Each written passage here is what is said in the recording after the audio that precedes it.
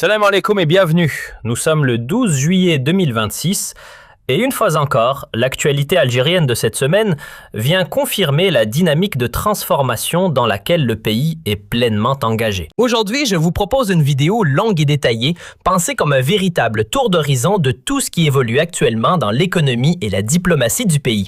4 grands chapitres sont au programme de cette vidéo. Nous commencerons par un projet industriel majeur qui vient de franchir une étape décisive.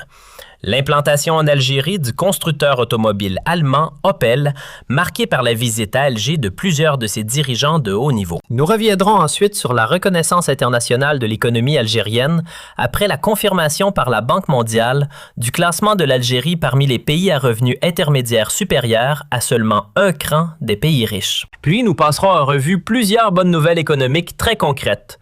Une bourse d'Alger qui attire de plus en plus les investisseurs, l'ouverture d'une nouvelle usine d'eau minérale et une récolte céréalière en hausse. Enfin, nous ferons le point sur les grandes manœuvres diplomatiques de l'Algérie, notamment le réchauffement des relations avec le Mali et le retour du pays sur le devant de la scène régionale. Alors installez-vous confortablement, prenez votre café ou votre thé et suivons ensemble avec précision et honnêteté cette Algérie qui avance. C'est parti! Partie 1. Opel en Algérie. Le projet d'usine automobile allemande s'accélère. Commençons par le grand sujet industriel de cette semaine, un dossier qui confirme l'attractivité croissante de l'Algérie comme destination pour l'industrie automobile mondiale. Le projet d'implantation du constructeur allemand Opel en Algérie vient en effet de franchir une nouvelle étape décisive. Reprenons les faits en détail. Au début du mois de juillet 2026, une délégation de très haut niveau d'Opel s'est rendue à Alger. À sa tête se trouvait Florian Hüttel, le directeur général de la marque allemande, accompagné de Xavier Chéreau, le président de son conseil d'administration. Les deux dirigeants ont été reçus par Kamel Moula, le président du Conseil du renouveau économique algérien, le CREA, qui constitue la principale organisation patronale du pays. Et cette visite est loin d'être anodine. Elle confirme que le dossier de l'usine Opel entre désormais dans une phase décisive, celle de la concrétisation. Mais pour bien comprendre toute l'importance de cet événement, il faut remonter un peu dans le temps. Le 13 janvier 2026, Florian Hüttel, le patron d'Opel, avait officiellement annoncé ce projet d'envergure. Le choix de l'Algérie pour accueillir un nouveau site de production de la marque en dehors des frontières européennes. Il avait alors déclaré, je cite l'esprit de ses propos, « Je suis fier d'annoncer qu'Opel a choisi l'Algérie pour l'implantation de nouveaux sites de production hors d'Europe. » Selon lui, ce projet représentait une étape importante non seulement pour Opel, mais également pour l'Algérie et pour l'ensemble de la région Moyen-Orient et Afrique. 6 mois plus tard, au mois de juillet, le directeur général d'Opel est donc de retour en Algérie afin d'accélérer la concrétisation du projet. Cette succession de visites démontre clairement l'intérêt réel et sérieux que la marque allemande accorde à son implantation en Algérie. Rappelons d'abord qu'Opel appartient au groupe Stellantis, l'un des plus grands constructeurs automobiles au monde, qui réunit notamment des marques comme Peugeot, Citroën, Fiat, Jeep et bien d'autres. Si ce projet venait à se concrétiser, Opel deviendrait, après Fiat, la deuxième marque de l'alliance Stellantis à ouvrir une usine en Algérie. L'unité de production de Fiat implantée à Oran est entrée en fonctionnement à la fin de l'année 2023. Et justement, cette usine Fiat de Tafraoui, située près d'Oran, se trouve aujourd'hui au cœur des discussions. Pour l'implantation d'Opel Stellantis, étudie actuellement 2 possibilités. La première consisterait à construire en Algérie une toute nouvelle usine entièrement dédiée à Opel. La seconde option serait d'agrandir le complexe industriel déjà existant à Tafraoui, où les véhicules Fiat sont actuellement assemblés, afin d'y intégrer également la production des modèles Opel. Pour le moment, le choix du futur site n'a pas encore été définitivement arrêté. Toutefois, l'usine de Tafraoui dispose d'un avantage important. Elle bénéficie déjà d'infrastructures industrielles pleinement opérationnelles. Cette usine Fiat monte d'ailleurs progressivement en puissance, avec un objectif fixé à 80 000 véhicules produits en 2026. Autre détail important, le taux d'intégration locale des composants fabriqués en Algérie. Actuellement fixé à 30% par le cahier des charges, devrait passer à 40% en 2027. Et ce point est absolument crucial. Plus le taux d'intégration locale augmente, plus la valeur créée reste en Algérie, avec à la clé davantage d'emplois de compétences et de savoir-faire locaux.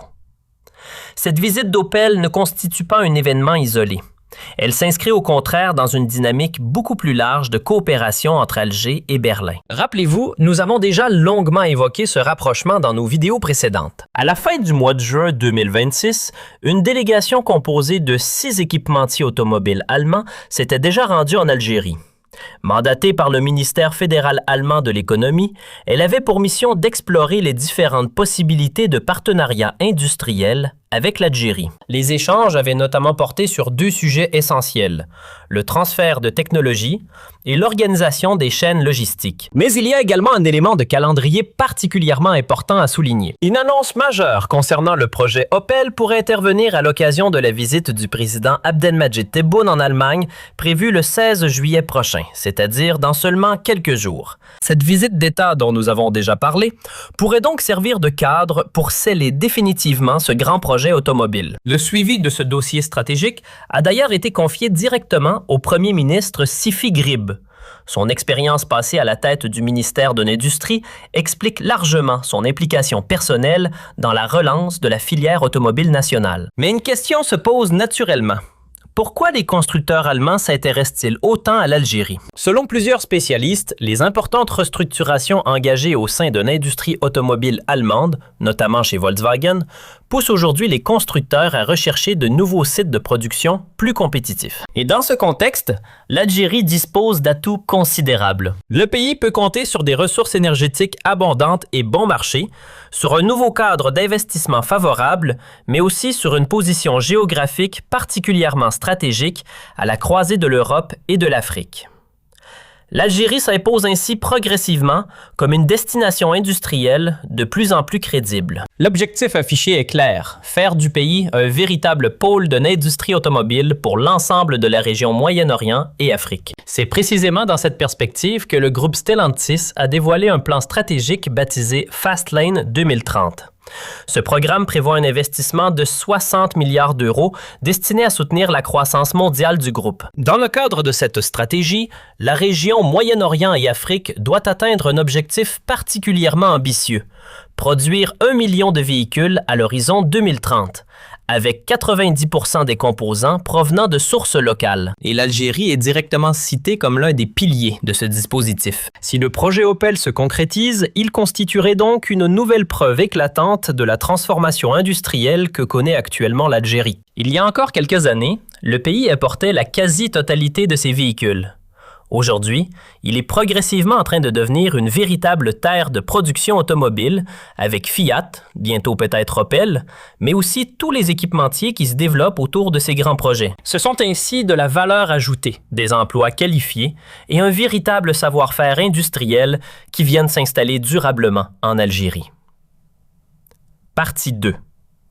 La Banque mondiale confirme que l'Algérie se trouve à un cran des pays riches. Passons maintenant au deuxième grand sujet de cette vidéo, une reconnaissance internationale particulièrement importante pour l'économie algérienne. Pour la 2e année consécutive, la Banque mondiale a confirmé le maintien de l'Algérie dans la catégorie des pays à revenus intermédiaires de la tranche supérieure. Une position qui place le pays à seulement un cran du prestigieux statut de pays à revenus élevés. Mais avant d'aller plus loin, expliquons clairement ce classement afin que tout le monde puisse bien comprendre ce qu'il signifie. Chaque année, la Banque mondiale, qui est l'une des plus grandes institutions financières internationales, classe les économies du monde entier en fonction de leur revenu national brut par habitant. Pour établir ce classement, elle utilise une méthode de calcul appelée la méthode Atlas.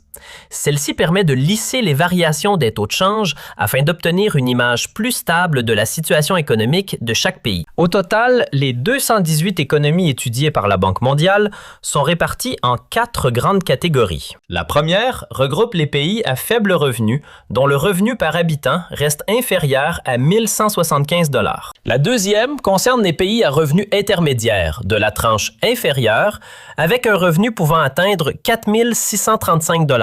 La troisième catégorie rassemble les pays à revenus intermédiaires, de la tranche supérieure jusqu'à 14 375 $. Enfin, au-dessus de ce seuil, on retrouve les pays à revenus élevés. L'Algérie appartient donc à la troisième catégorie, celle des pays à revenus intermédiaires supérieurs. Autrement dit, elle se situe dans la troisième des 4 tranches définies par la Banque mondiale, à seulement un cran du statut de pays à revenus élevés. Selon la méthode Atlas, le revenu national brut brut par habitant de l'Algérie a atteint 5 850 $ en 2025. Pour bien comprendre ce que représente réellement ce classement, faisons maintenant une comparaison régionale particulièrement parlante. Dans la catégorie des pays à revenus intermédiaires supérieurs, l'Algérie se retrouve aux côtés de pays comme l'Afrique du Sud, le Botswana, la Libye ou encore Maurice. Mais le point le plus important est ailleurs. Le Maroc et la Tunisie restent quant à eux classés dans la catégorie inférieure, celle des pays à revenus intermédiaires de la tranche inférieure. Autrement dit, l'Algérie se situe une catégorie au-dessus de ses voisins maghrébins. Une position qui vient confirmer son leadership économique dans la région. Mais comment l'Algérie est-elle parvenue à intégrer cette catégorie? Il faut ici être à la fois précis et honnête, car l'explication est particulièrement intéressante. L'Algérie a rejoint cette tranche en 2024. Et ce reclassement ne s'explique pas uniquement par la croissance économique du pays. Il résulte également d'une révision globale des comptes nationaux menée par l'Office national des statistiques. Cette opération, connue sous le nom de rebasage, a permis de réévaluer le produit intérieur brut algérien de 13,3% en moyenne sur la période comprise entre 2010 et 2022. En clair, cette révision a montré que l'économie algérienne était en réalité plus importante que ce que les anciennes méthodes de calcul laissaient apparaître. Le ministère des Finances avait alors expliqué que plusieurs facteurs avaient été pris en compte dans ce reclassement. D'abord, la révision à la hausse du PIB, mais également les résultats enregistrés en matière de croissance économique, l'élargissement de l'investissement public, le développement des secteurs productifs et le renforcement de la gouvernance des finances publiques. Et une autre bonne nouvelle mérite aussi d'être soulignée. La Banque mondiale vient de relever à 3,4% sa prévision de croissance pour l'Algérie en 2026. Il s'agit même de la seule note positive dans un bulletin régional pourtant assez morose, marqué notamment par la contraction des économies du Golfe. Dans une région en difficulté, l'Algérie fait donc figure de bon élève. Mais comme je le répète toujours sur cette chaîne, nous devons rester lucides et honnêtes. Aussi flatteur soit-il, ce classement ne doit en aucun cas faire oublier les défis réels auxquels l'Algérie reste confrontée. D'abord, le maintien dans une catégorie n'est jamais définitivement acquis. Ensuite, il faut rappeler que ce classement repose sur une moyenne nationale. Or, une moyenne ne reflète pas toujours la réalité vécue au quotidien par chaque citoyen. Le chômage des jeunes âgés de 15 à 24 ans atteignait encore 29,3% en 2024. Un chiffre particulièrement élevé qui montre que la croissance économique doit encore se traduire par davantage d'emplois pour la jeunesse algérienne. Autre défi majeur souligné par les analystes, la forte dépendance de l'économie algérienne aux hydrocarbures. Entre 2019 et 2023, ce secteur représentait environ 93% des exportations du pays et près de la moitié de ses recettes budgétaires. Le grand chantier reste donc celui de la diversification économique. L'objectif est de faire en sorte que le classement de l'Algérie parmi les pays à revenus intermédiaires supérieurs repose sur des bases beaucoup plus larges et plus solides que la seule rente pétrolière et gazière. Cela dit, cette confirmation de la Banque mondiale constitue malgré tout une reconnaissance objective de la place occupée par l'Algérie dans l'économie mondiale. Elle renforce l'image d'un pays qui monte, qui investit et qui progresse. C'est également un atout important pour attirer les investisseurs et consolider la crédibilité internationale de l'Algérie. Désormais, l'objectif est clair: franchir le dernier cran qui sépare le pays du club des économies à revenus élevés, tout en veillant à ce que cette richesse profite concrètement à l'ensemble des Algériens. Partie 3. Bourse, eau minérale et céréales. Les bonnes nouvelles concrètes de l'économie. Passons maintenant au troisième grand chapitre de cette vidéo consacré à plusieurs bonnes nouvelles économiques très concrètes. Prises séparément, elles peuvent sembler modestes. Mais mises bout à bout, elles illustrent parfaitement le dynamisme de l'économie algérienne dans des secteurs très variés. Car la vitalité d'une économie ne se mesure pas uniquement à travers les grands projets ou les classements internationaux. Elle se mesure aussi et surtout à travers les réalisations concrètes. Commençons par la bourse d'Alger, avec une nouvelle qui témoigne de la modernisation progressive du système financier algérien. L'introduction en bourse de l'entreprise Air Algérie a rencontré un véritable succès, puisque l'opération a été sursouscrite à hauteur de 138%. Mais que signifie exactement ce chiffre? Lorsqu'une entreprise entre en bourse, elle met une partie de ses actions à la disposition des investisseurs. Une sursouscription de 138% signifie donc que la demande a largement dépassé le nombre d'actions proposées. En clair, il y avait davantage d'acheteurs que d'actions disponibles à la vente. C'est un signe très positif. Cela traduit à la fois un fort appétit de la part des investisseurs et une certaine confiance dans l'économie algérienne. Ce succès est d'autant plus important que la bourse d'Alger est longtemps restée un marché peu actif, avec un nombre très limité d'entreprises cotées. Or, le développement de la bourse constitue un enjeu majeur pour l'économie nationale. Une bourse dynamique permet aux entreprises de lever des capitaux afin de financer leur croissance sans dépendre exclusivement des crédits bancaires.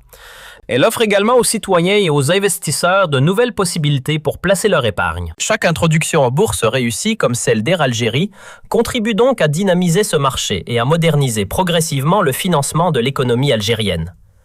Passons maintenant à un autre secteur important, celui de l'industrie agroalimentaire. Cette fois, direction la wilaya d'El Tarf, située à l'extrême nord-est du pays, où une nouvelle usine d'eau minérale vient d'entrer en activité. Cette unité industrielle de production est exploitée sous la bannière du groupe public Gipley. Grâce à sa mise en service, les capacités nationales de production d'eau minérale se trouvent renforcées. À première vue, cette information peut sembler secondaire, mais en réalité, elle est loin d'être anodine. Produire davantage d'eau minérale localement permet de réduire les importations, de créer des emplois dans la région et de mieux valoriser les ressources hydriques nationales. Et dans un pays où la question de l'eau représente un enjeu stratégique, le développement d'une industrie de l'eau minérale de qualité constitue une avancée positive.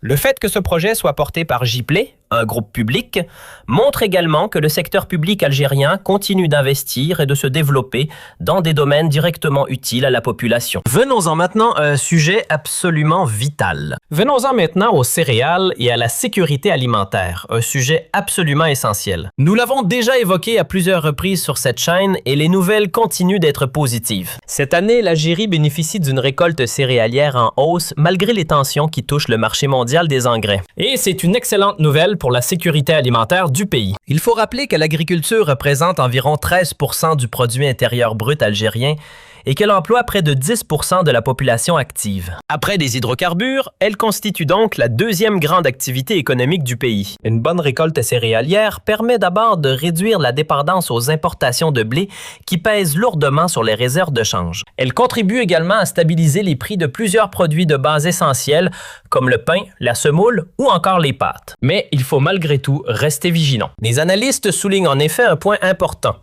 Le bilan de la récente campagne céréalière ukrainienne place l'Algérie au deuxième rang des plus grands acheteurs mondiaux de céréales ukrainiennes. Autrement dit, malgré les progrès enregistrés par la production nationale, l'Algérie demeure encore un grand importateur de céréales. Le chemin vers l'autosuffisance céréalière reste donc long. Mais la dynamique d'amélioration de la production nationale est bien réelle et elle demeure particulièrement encourageante.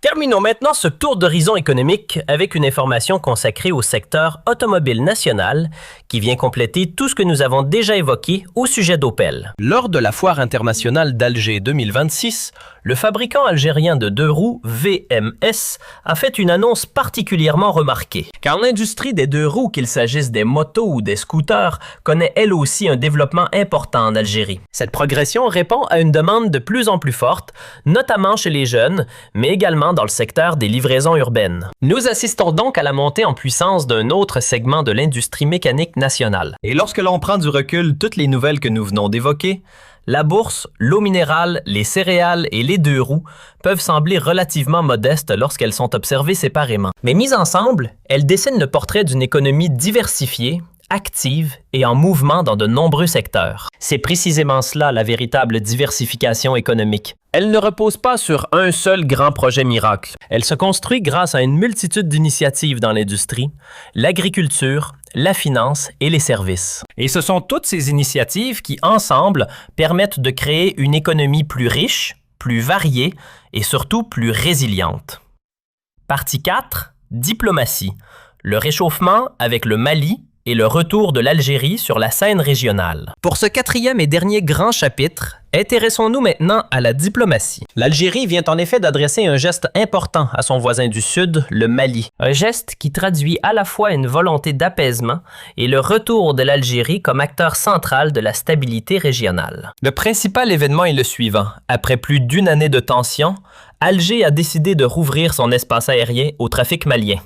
Dans le même temps, le président Tebboune a ordonné le retour de l'ambassadeur d'Algérie au Mali. Ces deux décisions constituent des gestes diplomatiques particulièrement forts. Elles témoignent d'une volonté claire de normaliser et d'apaiser les relations entre les deux pays voisins. Mais pour comprendre toute l'importance de ce tournant, il faut revenir sur le contexte. Depuis plusieurs années, les relations entre l'Algérie et le Mali s'étaient considérablement dégradées. Dirigé par une junte militaire depuis les coups d'État de 2020 et de 2021, le Mali avait progressivement pris ses distances avec Alger. Les tensions avaient atteint leur point culminant à la suite de plusieurs incidents, notamment la destruction d'un drone malien près de la frontière algérienne, puis la fermeture réciproque des espaces aériens. Dans ce contexte, l'Algérie, qui avait longtemps joué le rôle de médiateur historique dans les conflits du nord du Mali, notamment à travers l'accord d'Alger de 2015, s'était retrouvée marginalisée. La réouverture de l'espace aérien et le retour d'un ambassadeur algérien à Bamako marquent donc un véritable tournant. C'est le signe que les deux pays souhaitent désormais tourner la page des tensions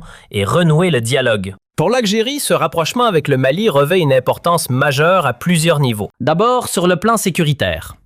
L'Algérie partage près de 1400 km de frontières avec le Mali. La stabilité de ce pays, mais aussi de l'ensemble de la région du Sahel, est donc essentielle pour la sécurité algérienne, notamment face aux menaces terroristes et aux différents trafics qui traversent la région. Une relation plus apaisée avec Bamako permettrait ainsi de renforcer la coopération sécuritaire le long des frontières. Ensuite, il y a l'enjeu diplomatique. L'Algérie a toujours occupé une place de premier plan dans les efforts de stabilisation du Sahel. En renouant le dialogue avec le Mali, elle retrouve progressivement son statut d'acteur régional incontournable, capable d'influencer les grands équilibres de la région. Et cela est d'autant plus important que de nombreuses puissances étrangères manifestent aujourd'hui un intérêt croissant pour le Sahel. Enfin, il faut évoquer la dimension économique. Le Mali, comme les autres pays du Sahel, constitue un marché naturel pour les produits algériens. Nous avons déjà parlé des grands projets d'infrastructure, notamment la route transsaharienne et les lignes ferroviaires orientées vers le sud, dont l'objectif est précisément de renforcer le commerce entre l'Algérie et l'Afrique subsaharienne. Une relation apaisée avec le Mali facilite donc ces échanges commerciaux et favorise le rayonnement économique de l'Algérie en direction du sud. Mais ce geste envers Bamako ne doit pas être observé de manière isolée. Il s'inscrit dans une diplomatie algérienne particulièrement active que nous suivons régulièrement sur cette chaîne.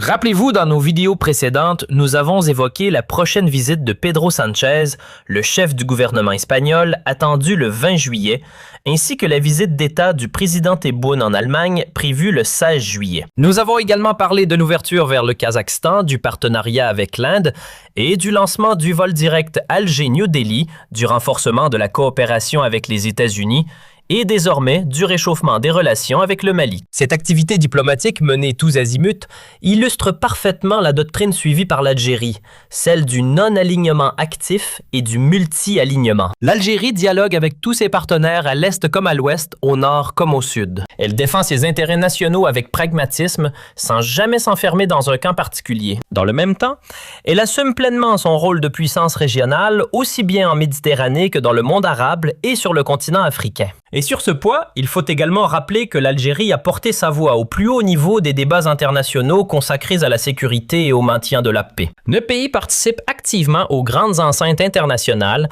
où il continue de défendre ses positions traditionnelles. Parmi elles, le respect de la souveraineté des États, le règlement pacifique des conflits, le soutien aux causes de décolonisation et le renforcement de la coopération sud-sud. Dans ce contexte, le réchauffement des relations avec le Mali représente bien davantage qu'un simple geste bilatéral. Il constitue le signe du retour de l'Algérie comme acteur central de la diplomatie régionale et continentale. Une Algérie qui, grâce à sa stabilité et à son poids économique croissant, retrouve progressivement toute sa place sur la scène internationale, notamment dans son environnement africain et sahélien. Voilà donc pour ce grand tour d'horizon de l'actualité algérienne en ce 12 juillet 2026.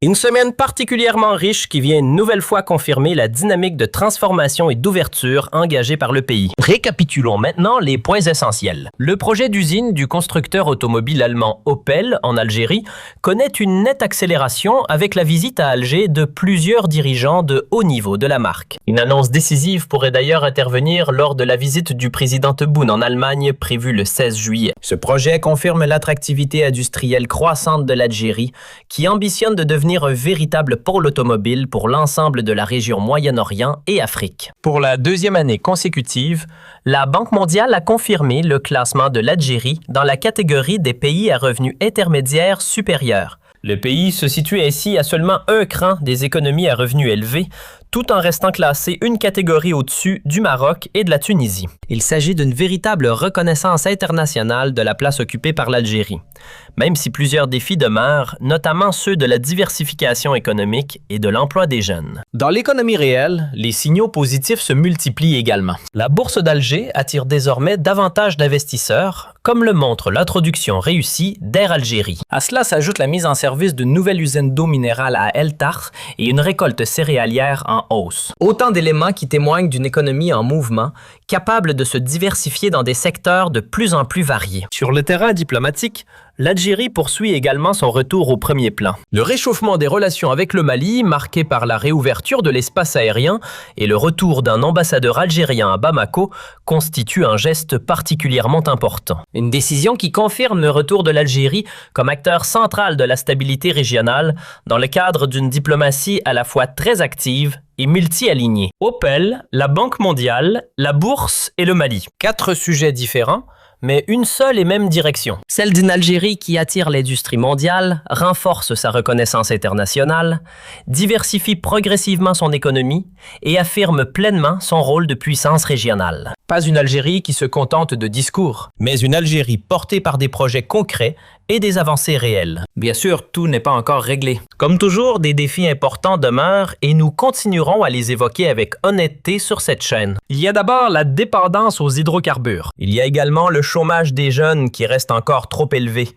La question du pouvoir d'achat, mais aussi la nécessité de poursuivre et d'approfondir les réformes. Mais malgré ces difficultés, la dynamique est bel et bien réelle. Chaque semaine apporte de nouvelles informations, de nouveaux projets et de nouvelles avancées qui viennent confirmer la transformation actuellement en cours. Merci à toutes et à tous d'avoir suivi cette vidéo jusqu'au bout. Si elle vous a permis d'apprendre quelque chose et de mieux comprendre votre pays, pensez à liker la vidéo, à vous abonner à la chaîne et à la partager autour de vous, aussi bien en Algérie que dans la diaspora. Et dites-moi en commentaire quel sujet vous a le plus marqué aujourd'hui. Est-ce le projet d'usine Opel, le classement de l'Algérie par la Banque mondiale, les différentes bonnes nouvelles économiques, ou bien le réchauffement des relations avec le Mali? On se retrouve très bientôt pour continuer à suivre ensemble avec passion, avec précision et sans complaisance, cette Algérie qui avance.